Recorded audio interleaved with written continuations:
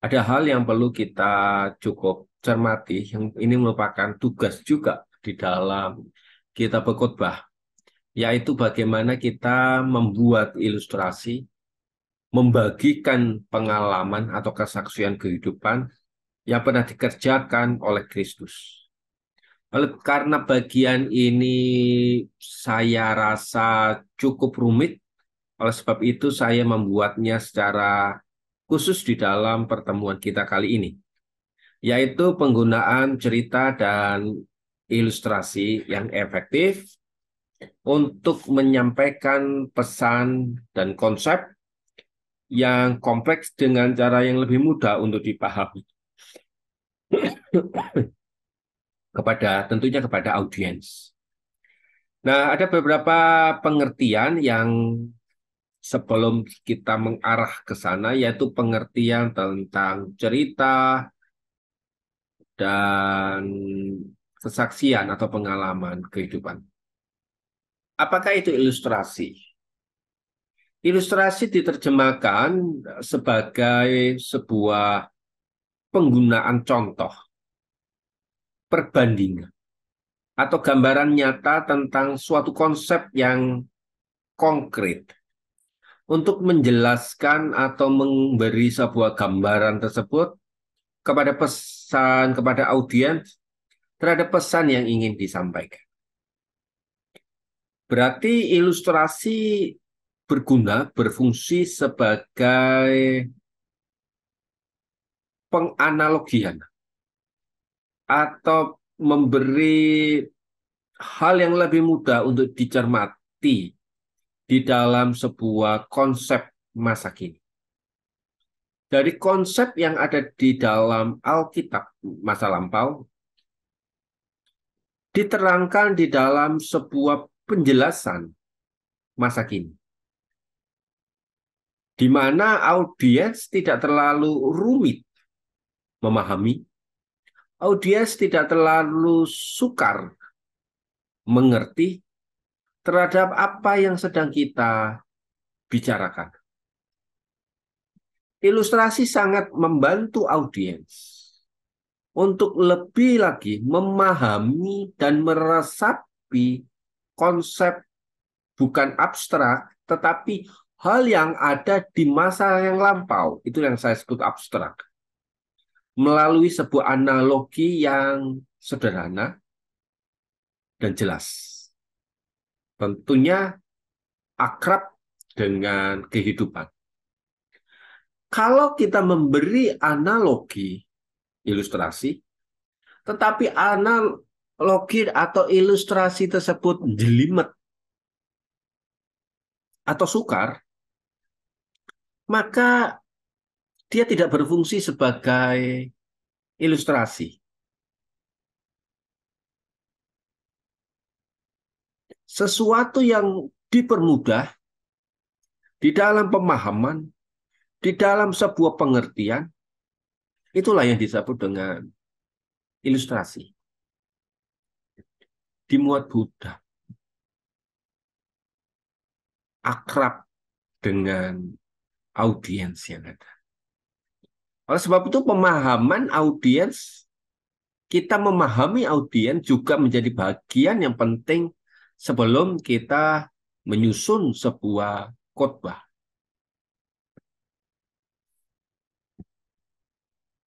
Bagaimana dengan cerita atau pengalaman kesaksian hidup kita?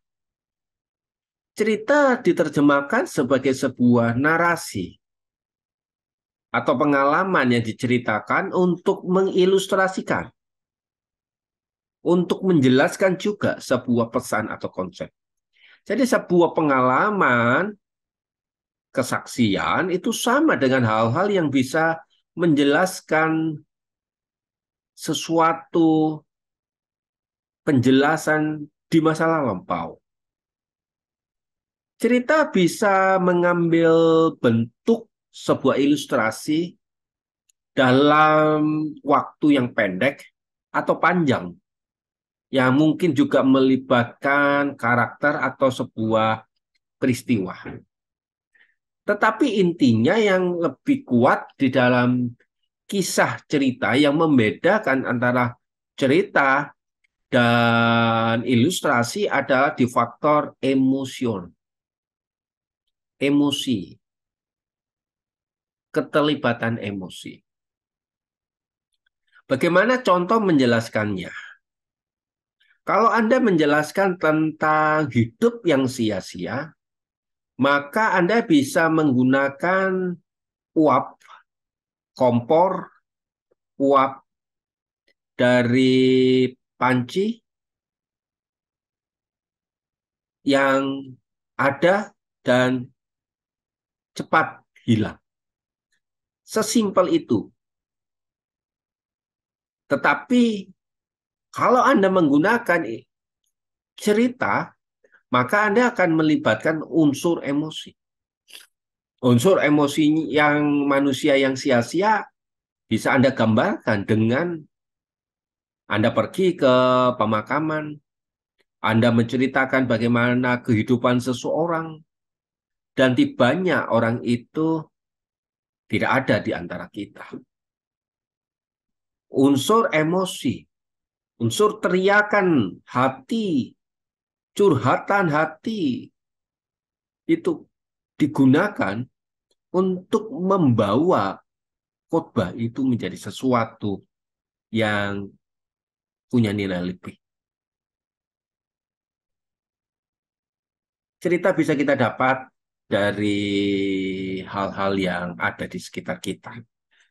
Ilustrasi pun demikian. Bisa kita dapat dari hal-hal yang ada di sekitar kita. Pada intinya adalah bagaimana kehidupan yang ada di dalam masa lampau, teks itu, bisa dipahami dengan lebih jelas oleh audiens dengan menggunakan kisah atau ilustrasi yang begitu akrab, dekat dengan mereka.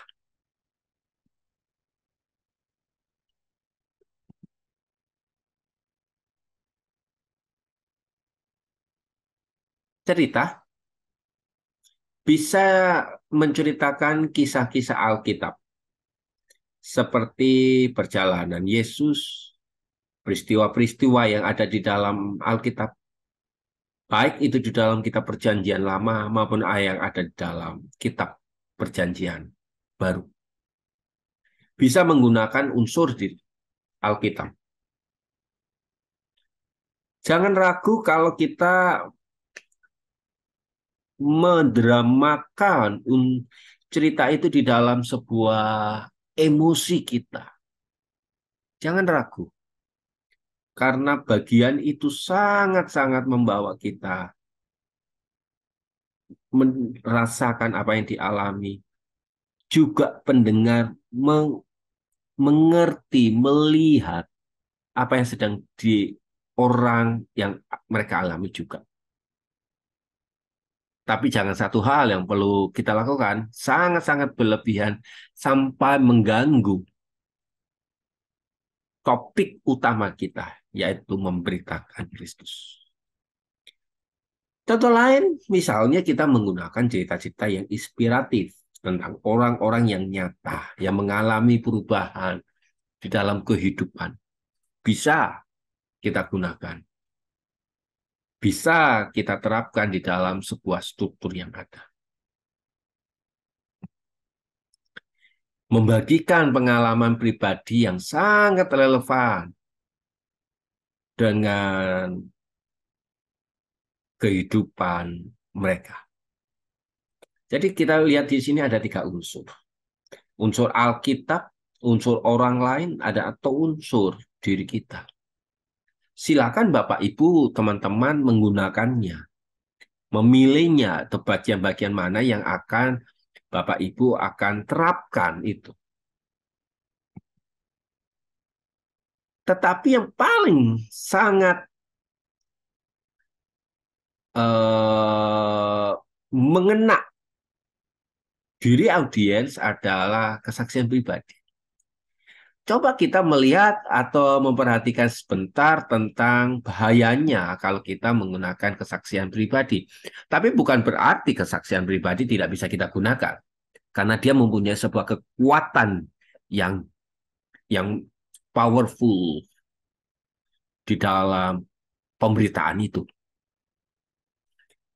Karena bahayanya sebuah berita kesaksian pribadi atau pengalaman pribadi itu tidak bisa divalidkan dengan diri mereka sendiri. Pengalaman itu bisa menjadi sebuah kesaksian yang kuat.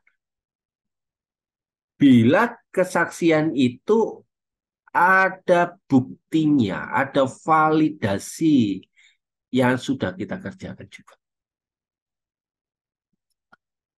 Pengalaman Anda dengan saya mungkin sangat berbeda di dalam proses kita menerima Tuhan Yesus. Tetapi kita harus tahu betul bahwa kesaksian-kesaksian yang kita sampaikan harus menunjukkan sebuah perubahan. Ada buktinya. Apalagi yang kita layani adalah orang-orang yang umum. Orang yang khusus pun perlu menunjukkan bukti. Apalagi generasi-generasi yang saat ini. Sebuah pengalaman mungkin sebuah pengalaman yang benar kita lakukan. Tetapi kesimpulan yang kita tarik bisa jadi itu tidak selalu memiliki validasi. Tetapi perlu kita catat, di sini adalah pengalaman kita harus merupakan sebuah pembenaran apa yang dikerjakan oleh Kristus dalam diri kita. Contoh yang paling mudah misalnya kita suka menonton film porno. Lalu kita mengalami pertobatan. Di sisi yang lain kita mengakui ada pengkudusan di situ.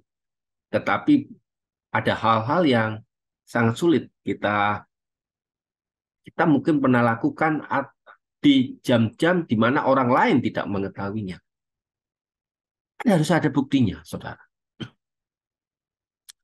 Oleh sebab itu, hati-hatilah ketika kita menyajikan kesaksian pribadi ini. Kesaksian pribadi yang mana yang harus aku ambil, aku pakai, supaya jemaat juga mengalami berkat di dalam pemberitaan itu. Yang kedua adalah bahayanya sebuah kesaksian lebih memfokuskan kepada diri kita dibanding Kristus. Apa itu mikronaratif, apa itu makronaratif, tentu akan saya jelaskan di dalam pelajaran-pelajaran kita yang nanti, yang akan datang. Tetapi bagian ini akan menjelaskan kepada kita bahwa sebuah pengalaman pribadi itu mempunyai daya tarik sampai orang itu terpukau. Bukan kepada Tuhannya, tetapi kepada diri kita. Beberapa kesaksian seperti pernah pergi ke neraka, pernah pergi ke surga, dia menceritakan ini dan itu, apa yang terjadi di sana, dan apa yang terjadi di sini sangat-sangat tidak validasi. Itu yang pertama, karena tidak ada pembuktiannya. Tapi kalau perubahan hidup bisa kita buktikan. Dan yang biasanya yang tidak ada buktinya itulah yang memiliki daya tarik kepada audiens sampai audiens itu mengagung-agungkan pembicaranya atau pengkhotbahnya.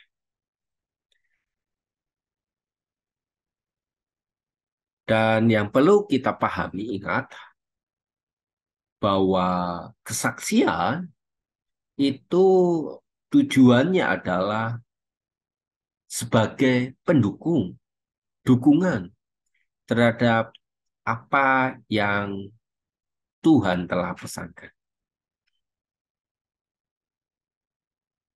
Apakah khotbah kita berakar dari sebuah kitab suci atau sebuah pengalaman? Apakah kisah-kisah kita mengacu kepada tujuannya Allah atau tidak. Mari kita perhatikan dan kita ajukan pertanyaan ini di dalam hidup kita. Yang pertama adalah, apakah khotbah kita itu, atau kesaksian kita, atau cerita kita, itu semua berpusat pada teks Alkitab? Apakah ada dasarnya? Kalau itu tidak, mohon untuk kita abaikan. Kedua, saat kita menggunakan cerita atau kesaksian atau pengalaman hidup, apakah pendengar semakin dekat dengan teks, ataukah pendengar itu sangat dekat dengan diri kita?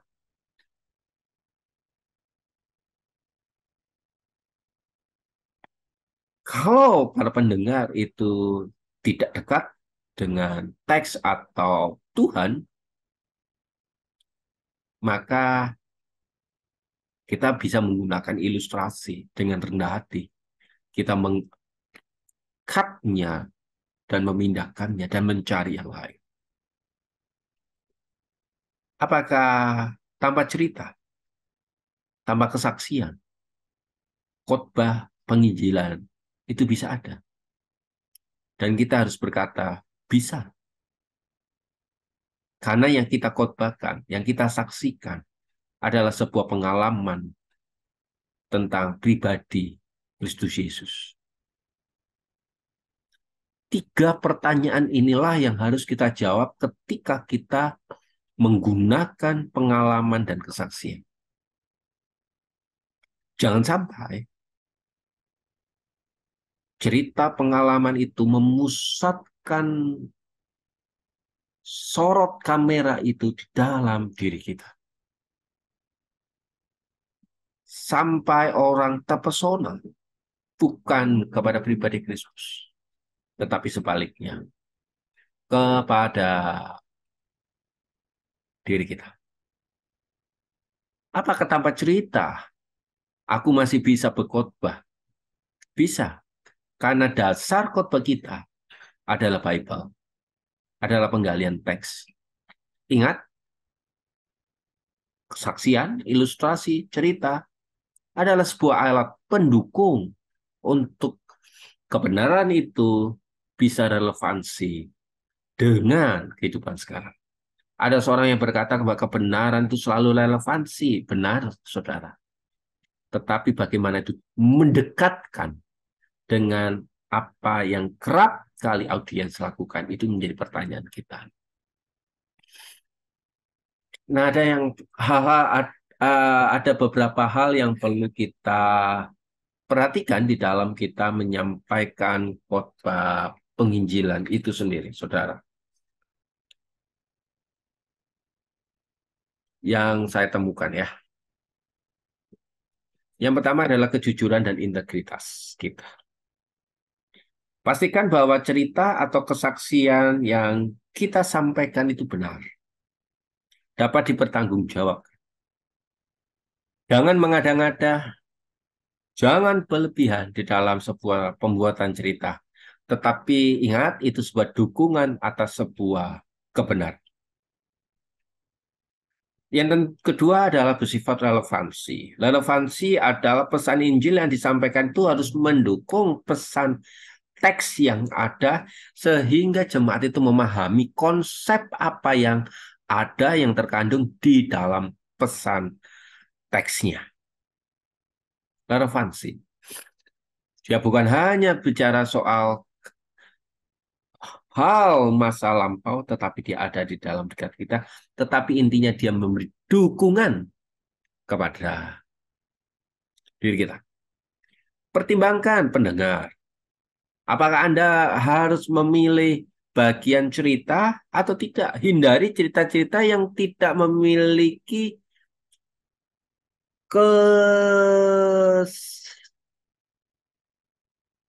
koreransi, hubungan, keadaan dengan pendengar.